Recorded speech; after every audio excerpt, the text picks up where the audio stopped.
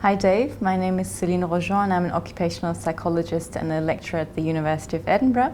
I'm also an active member of the British Psychological Society of the Division of Occupational Psychology, the DOP.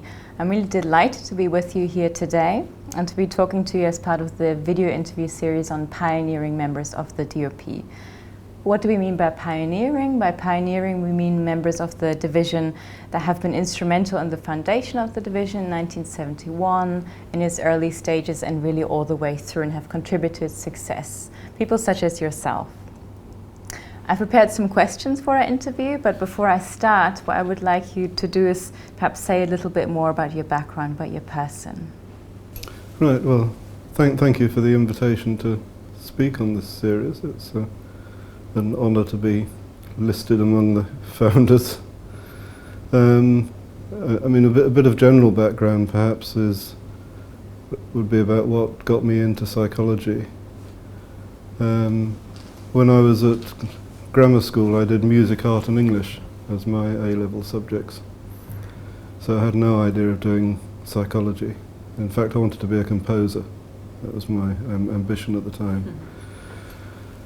I went to a music summer school during my sixth form and realised that there are a lot of other people who are far better at music than I was, and thought this is going to be a difficult thing to get into. My parents were also fairly keen on making sure I got a job that was a proper job, not something like writing music or painting or something like that. But at the time I was doing my A-levels, when you did arts A-levels, you could only get into university to do arts-based subjects. And my other interests were in the sciences. So psychology sat in the middle of that, and it was a subject you could do either in an arts faculty or a science faculty. And I got a book by Adcock on fundamentals of psychology, one of the little Pelican series from a station bookshop, and read that and thought this sounded quite interesting. So in the end I applied to university to do psychology and got into Sussex University to do developmental psychology. And that's really what kicked things off. And so you've said what you're interested in psychology and how it was sort of the middle ground between the arts and the sciences. What got you interested in occupational psychology then? Well, that came a lot later. Well, my first degree was in developmental psychology, and at Sussex at the time it was a very broad, almost American-style education where you majored in a particular subject, but I didn't do enough psychology in my undergraduate course to even get into the BPS as a member, so my degree wasn't recognised by the BPS. So I decided to do a PhD in the more science end of things in the Laboratory of Experimental Psychology with Professor Stuart Sutherland as my supervisor. He said I didn't know much psychology, which at the time was true. I'd had a good time for 3 years at Sussex, but hadn't learned a lot of psychology. So I had to do the master's course, which was a one-year course that was a conversion course for people who'd done something like zoology as their first degree and then wanted to get a recognised psychology degree. So I did that and got BPS recognition for that. So I was beginning to be legitimate at that point. My PhD was in cognition, and I knew nothing at the time about occupational psychology, and I was interested in applied research. So when I'd finished my PhD, I was primarily interested in applying for jobs at places like the MRC unit at Cambridge, which at the time Donald Broadbent was managing. The Transport and Road Research Laboratory was another place I applied to, because I wanted to apply what I'd learnt about cognition to real life problems. They wouldn't have me, so I ended up going for regular teaching jobs in universities. Just got back to Brighton, where I was living at the time, and my wife said to me, "You've got an interview in Hull tomorrow." And I thought, oh, I can't be bothered. But I did, and anyway, that's how I got the job at Hull University. So it was a bit of serendipity.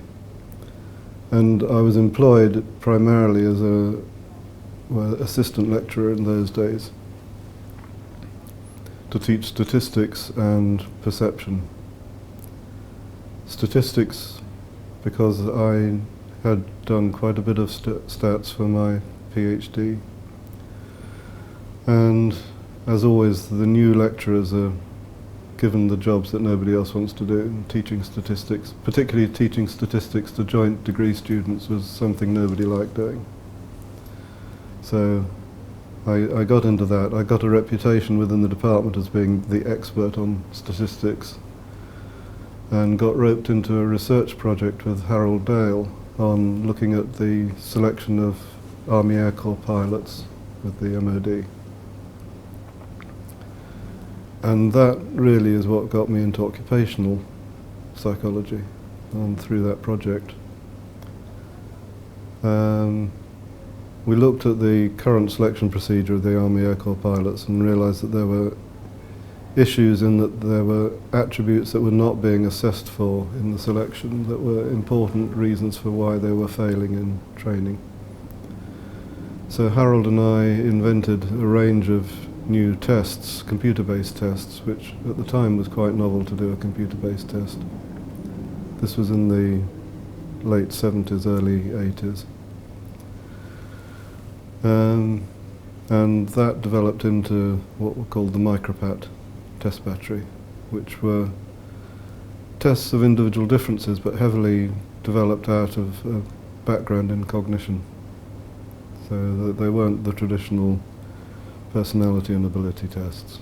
They were much more information processing tasks that people performed and that were then analysed and scored in terms of the cognitive procedures they'd been using to do those tasks. So that sort of got me into applying psychology in the occupational field. And as soon as I started doing that, I got roped into teaching on the occupational master's course. And after doing that for a while, thought I'd better become a legitimate occupational psychologist and join the division. Yeah. But I have to say it was much easier for me to get into the division then than it is for people to get into it now. Well, I got in by being an associate fellow of the BPS and having worked in the occupational field. So there was no qualification as such that I had to take, or exams I had to sit, or supervised practice I had to record and log, as is now the case. Mm-hmm. If you think back, what would you say are the theories or the research findings or the studies within occupational psychology that have influenced your work the most, or that have impressed you the most? It's quite difficult to put one's hand on any particular theory. I mean, I think to a large extent a lot of occupational psychology is atheoretical in any case. It's much more about looking at what works and, if possible, trying to understand why it works, but it's more a case of does it work than why does it work. The things that have probably most influenced me have been the work by Schmidt and Hunter on meta-analysis, and the realization from that work that the reliance on small sample validity studies is very dangerous.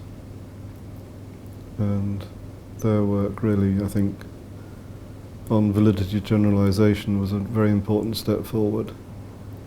That led it directly to the work of people like Barrack and Boucher and Barrack and Mount on meta-analysis of personality in occupational settings, and helped to demonstrate what aspects of personality are generally valid as predictors and what are more situationally specific.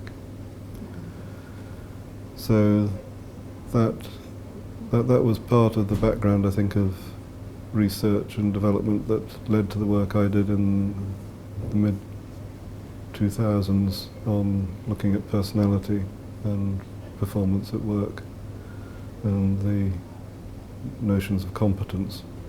So in addition to the work on meta-analysis and validity generalization, I think the second most significant step forward has been in item response theory. Item response theory has been around for a long time, but it hasn't really been applied in occupational testing until relatively recently. I mean, there's a bit of an exception to that in military testing, but by and large, tests in occupational field have been traditional classical test theory construction. With the advent of the internet, we've seen the growth in online testing and the risks associated with online presentation of content, which means that people might access it and cheat, sell content, get somebody else to do their test for them if they're unsupervised. With item response theory, you can change the nature of, well, not change the nature, change the content of a test without changing what it's assessing. So you can compare people who've done different sets of items. And that's a very important step forward. And although that's a big step forward for ability testing, the major impact, I think, in the longer term will be on multidimensional testing, like personality assessments. And some of the work I did on that area, looking at the occupational personality questionnaire, where Anna Brown, who worked with me, developed a multidimensional item response theory scoring model, which enabled us to score the traditional format of forced choice items, which were giving ipsative scale scores, and score them in a way that gives normative scale scores, and also increases the reliability of the scores you get, so you can make the test shorter. That's a big development. It's an ongoing development. There are other people like Stark and Chernyshenko who have a slightly different approach to multidimensional item response theory. But that's the way I think the field is moving, and within the next decade I don't think we will see traditional classical test theory instruments in serious, heavy duty, if you like, occupational test tools. That's interesting. And probably the third thing would be the advances in, again, it's an analytical development in multi-level analysis. We've traditionally focused very much on the individual in the workplace and treated them as an isolated person. And a lot of the validation work we do is looking at an individual personality attributes or ability test scores and how those relate to a line manager's assessments of that individual. And there's a sort of an assumption that if you aggregate all that up, then if you get a lot of individuals who are performing well, you'll get a team that performs well, and that will mean the organisation does well, and hence the organisation will be successful. Yet we've got no real evidence to support that. So some of the work I've been doing recently has been looking at aggregate levels of personality, for example. And some of the recent work shows that although you'd expect something like conscientiousness to be a factor that would, in aggregate, lead to good performance in an organisation, because we know that conscientiousness is related to individual performance. We also know that high conscientious individuals, high achieving individuals, tend not to work so well with other people. And if you look at what are the aggregate personality attributes that predict return on investment figures for organisations, what we find is it's agreeableness, it's not conscientiousness. And it's scales on the OPQ like caring and democratic that underlie the ability of people to work together, and working together is what organisations are all about. So we need to start looking more at different levels of analysis rather than just focusing on the individual in the workplace. That makes a lot of sense. Who would you say then, if anyone, is an occupational psychology hero for you, or someone that you really admire, whose work you really admire? Well, there are a lot of people who I've worked with who I admire, but I think the person who's had the most impact on me and my thinking, I think would go back to my PhD time, and is Ulrich Neisser, who is the first person, he's often called the father of cognitive psychology. He preferred the term the godfather of cognitive psychology because he wrote the first textbook that was called Cognitive Psychology in 1967. And he was at the laboratory of experimental psychology in Sussex while I was doing my PhD.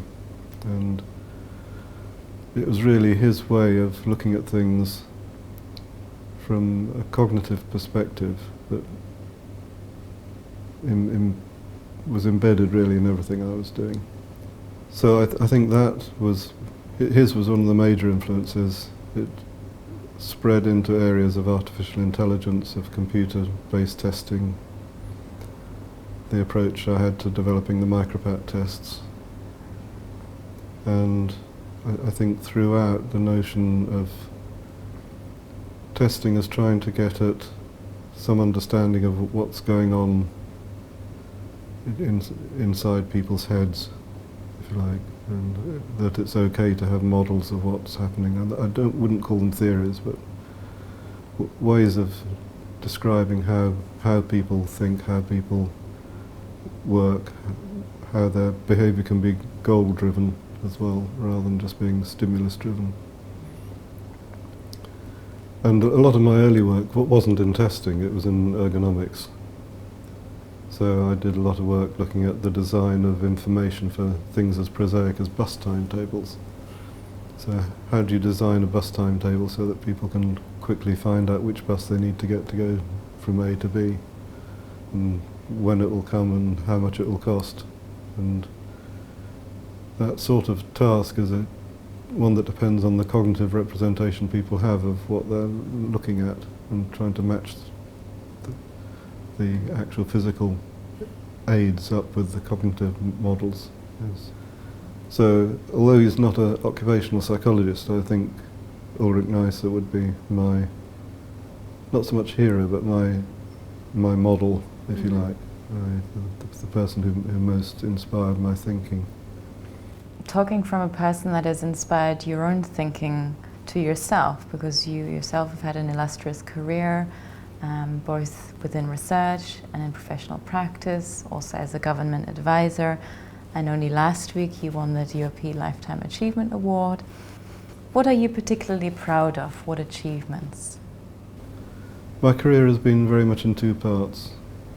I've had 26 years, I think it was, at Hull University as an academic, and then some 17 years with SHL, now CEB, as a research-focused person within the commercial world. The main achievements, I think, of the first part were through my developments in computer-based testing. I'd also still like to think that what I did in my PhD work was important. I was recently looking at, this is very much naive, reflecting on one's own self, but looking at the citations I've had for publications. And the third most frequently cited paper is one I published in 1973, which was basically my PhD. And that's still being cited now. So that's important.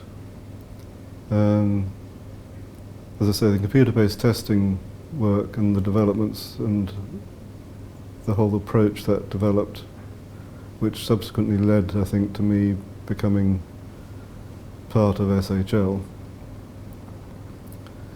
And within SHL there were three things that I sort of identified as needing doing within the first few days I got here. And they were the need to start developing an online approach. This was in 1998, so the web had only been around for about 3 years. So nobody was on the web at that time. But it seemed to me that that's where the future was. So we needed a strategy that involved moving from paper and pencil testing to online assessment. At the time, my prediction was that we would be 100% online by 2005. It wasn't quite right, but we're pretty much 100% online now. The second thing was the Occupational Personality Questionnaire, which was an instrument I had always been very impressed by, and it was the key product, flagship product if you like, for SHL, and it's one thing that needed to be maintained and refreshed over time. So I did a lot of work in managing the development of a big new technical manual on that, and the evolution of the OPQ32R, the item response theory based version, with Anna Brown's work on the IRT modelling. And the third thing was the development of the Universal Competency Framework. And that again had a very practical basis. The first thing I did when I came was started to have a look at the catalogue for SHL, which had a couple of thousand different assessments in it. And for the large part, none of them were connected with others. So you'd do an assessment and it wouldn't link up with anything. So the idea of the Universal Competency Framework was to provide a framework of constructs that related to people's behaviour in the workplace that you could then map everything onto. And that's essentially what it is. And that the development of that has in a sense been ongoing ever since I joined SHL. But it led to the work on the Great Eight and the meta-analysis work I published in JAP in 2005. And it's ongoing development work that we're doing now in terms of new methods of measurement of competencies. So I think those are the academic, or if you like, the occupational psychology things that I feel were the main achievements so far. But I'm possibly better known for my work on standards and the test user qualifications and so on. So I'm very proud of the developments we did in the BPS on the Level A and Level B test user certification, which is now Level 1, Level 2 and Level 3 with the EFPA model. The work I did with EFPA on developing that within a European framework and establishing the Euro test as a standard qualification for test users. The work I did with Pat Lindley on the test review model, and the work I've done through the International Test Commission on test user guidelines and various other standards. So there's a lot of work that in a sense ties together very much with what's been done within the BPS, what's been done within EFPA and the International Test Commission on testing and assessment standards, and most recently I've been involved in inputting into the new assessment centre standards for the DOP. So all that work is very much integrated and is something I think which I hope will continue to have an influence as time goes on. I get the feeling that nowadays, just going back to occupational psychology per se, nowadays the public understands maybe a bit more what occupational psychology is than they did before, although I still think we have a long way to go. What do you think are the challenges to promoting our discipline? I think one of the main problems we have is talking to people in a language that they understand.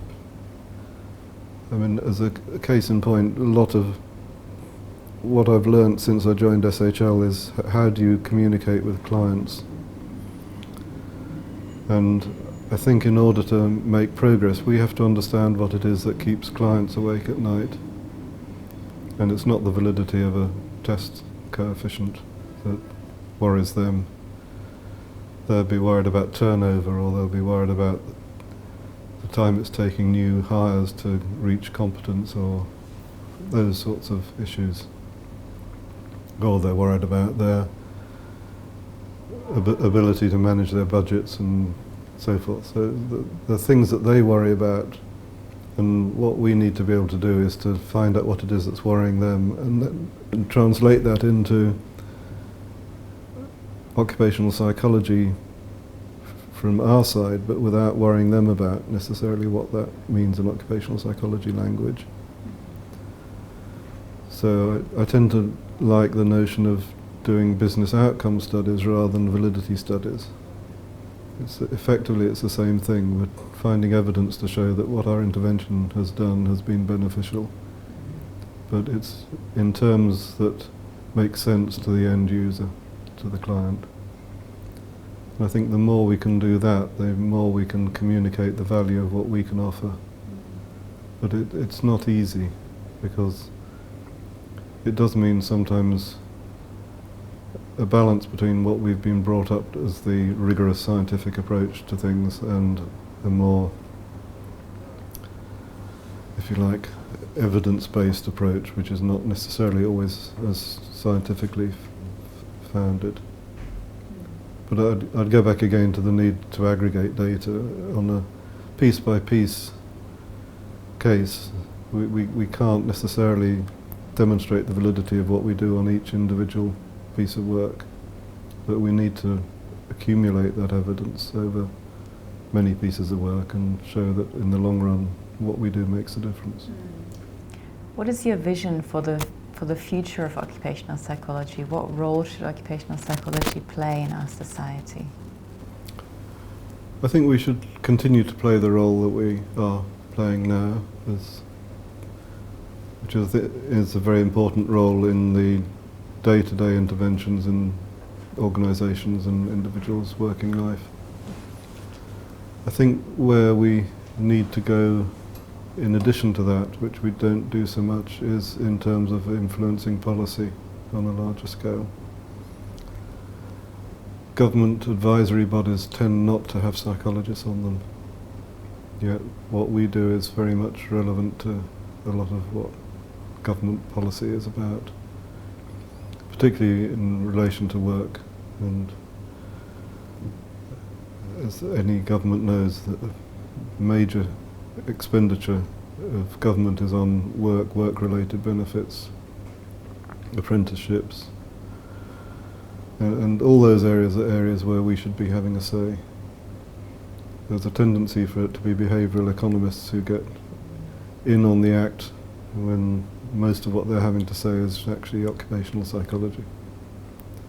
So I've not got a solution to how we do it, but I think we should be taking more interest in bigger policy issues and not just focusing on the day-to-day sort of bread and butter work of occupational psychology. If we're thinking now about the division of occupational psychology, is there anything that you would change? I think one of the frustrations I have with the division, which is a general frustration with the BPS and organisations like it, is the fact that they tend to reinvent wheels. And that's a consequence of people being in positions for relatively short periods of time. So they all come in full of enthusiastic ideas, they want to change the world, and they start things up and then they leave. Over the years I've been involved in quite a few DOP related projects, the National Occupational Standards work, which I chaired for the Society, and which we did a lot of work with the DOP on looking at occupational psychology standards. And the OP First project, which people might say, what? But it was a major project funded by the DOP to look at the future of occupational psychology, and produced an enormous report, masses of appendices, lots of information. But it gets lost, and then things start up all over again. So one of the things that I think needs to be done is there needs to be some better way of managing the legacy of work and information, and so it doesn't get lost every 5 years and reinvented, because there's a lot of useful work which relates to the future of how do we train and develop psychologists. I mean, we did a project, I can't remember the date, but it was in the 90s on what we call graduate apprenticeships. And that came up with proposals for setting up networks of employers funding people as effectively a graduate apprentice for the years of supervised practice, so that they could in theory move from one organisation to another to get a variety of experiences. At the time it was thought to be a good idea, and then it gets lost. So I'm not saying it's not something we should do, but it's likely that somebody will come along and reinvent that idea fairly soon. And if there was some way of managing that better, that would be good. I don't know if this has improved, but there needs to be, I think, a lot more understanding within all the committees on the BPS of how the BPS itself works and what you can manage to do and what it's not worth trying to do.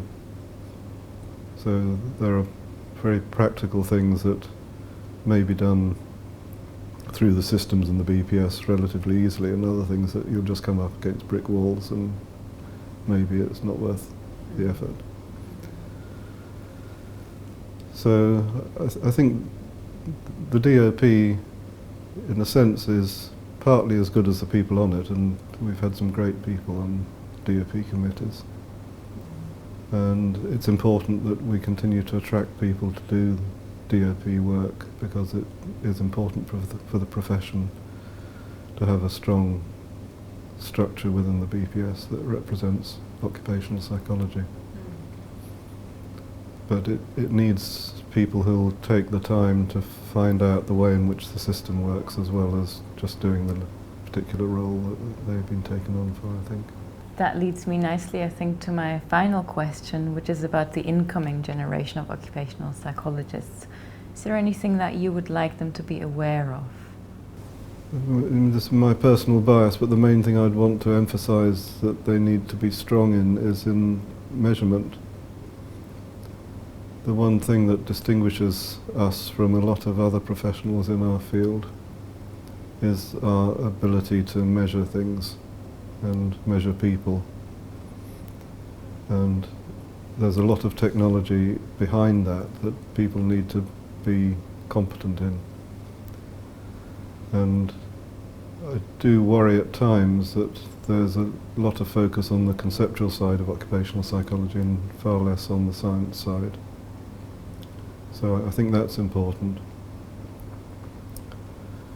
I worry about the increasing height of the hurdles that people have to jump, it seems, to get into becoming an occupational psychologist.